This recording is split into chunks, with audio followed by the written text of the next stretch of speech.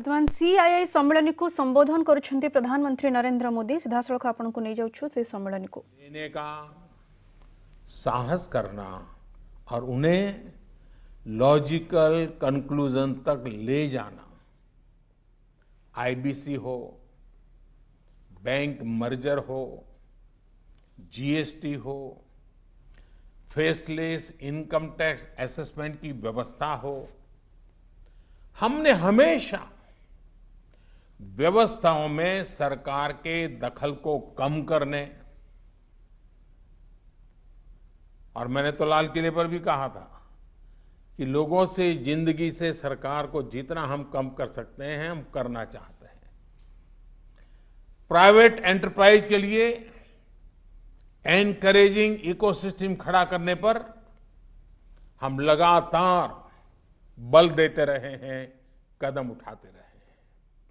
इसी वजह से सरकार आज ऐसे पॉलिसी रिफॉर्म्स भी कर रही है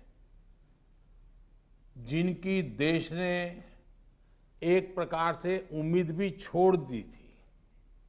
लोगों ने मान लिया था भाई ये तो हमारे देश में नहीं हो सकता है, ऐसी चीजें होने लगी हैं।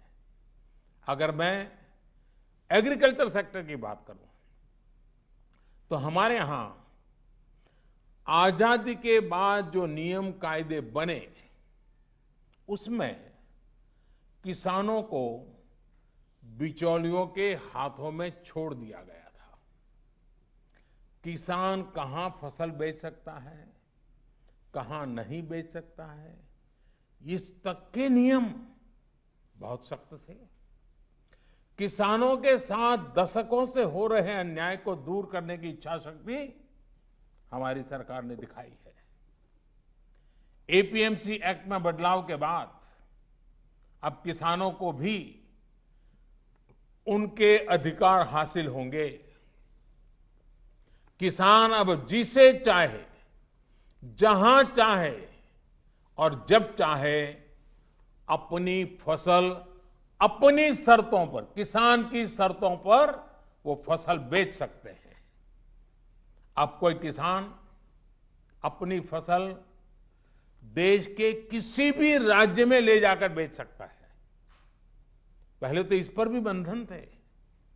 साथ ही वेयरहाउसेस में रखे अनाज या एग्रीकल्चर प्रोडक्ट्स अब इलेक्ट्रॉनिक ट्रेडिंग के जरिए भी बेचे जा सकते हैं।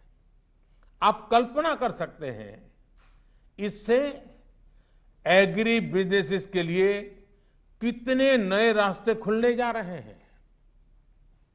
साथियों, इसी तरह हमारे श्रमिकों के कल्याण को ध्यान में रखते हुए रोजगार के अवसरों को बढ़ाने के लिए लेबर रिफॉर्म्स भी किए जा रहे हैं। जिन नॉन स्ट्रेटेजिक सेक्टर्स में प्राइवेट सेक्टर को इजाजत ही नहीं थी उन्हें भी खोला गया है। आपका ध्यान इस पर भी गया होगा कि सबका साथ, सबका विकास, सबका विश्वास के रास्ते पर चलते हुए हम वो फैसले भी ले रहे हैं जिसकी मांग बरसों से हो रही थी। साथियों, दुनिया का तीसरा वो देश जिसके पास बहुत बड़ी मात्रा में कोयले का भंडार हो, कोल रिजर्व हो, जिसके पास आप जैसे साहसी और उद्यमी व्यापार जगत के लीडर्स हो, लेकिन फिर भी उस देश में बाहर से कोयला आए, कोल इंपोर्ट हो, तो उसका कारण क्या है? आप भी जानते हैं, देश भी जानता है। कभी सरकार रुकावट बनी रही, कभी नीतियां रुकावट बनी रही, लेकिन अब कोल सेक्टर को इन बंधनों से मुक्त करने का काम शुरू कर दिया गया है।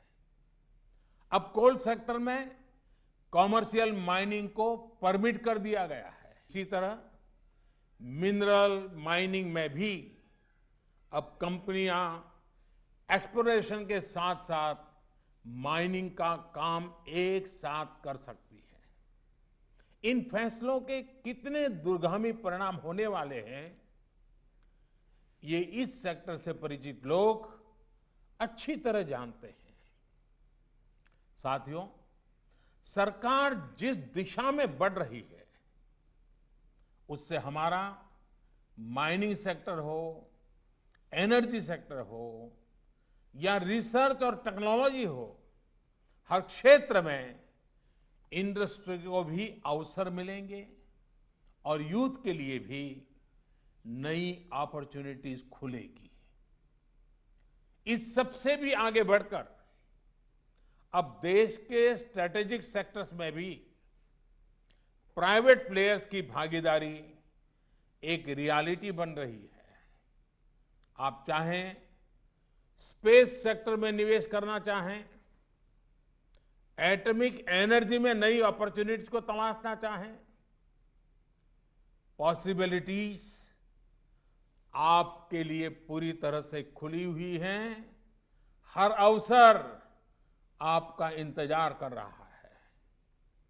साथियों, आप ये भली भांति जानते हैं कि एमएसएमई सेक्टर की लाखों यूनिट्स हमारे देश के लिए इकोनॉमिक इंजन की तरह हैं। इनका देश की जीडीपी में बहुत बड़ा कंट्रीब्यूशन है और ये कंट्रीब्यूशन करीब करीब 30% का है।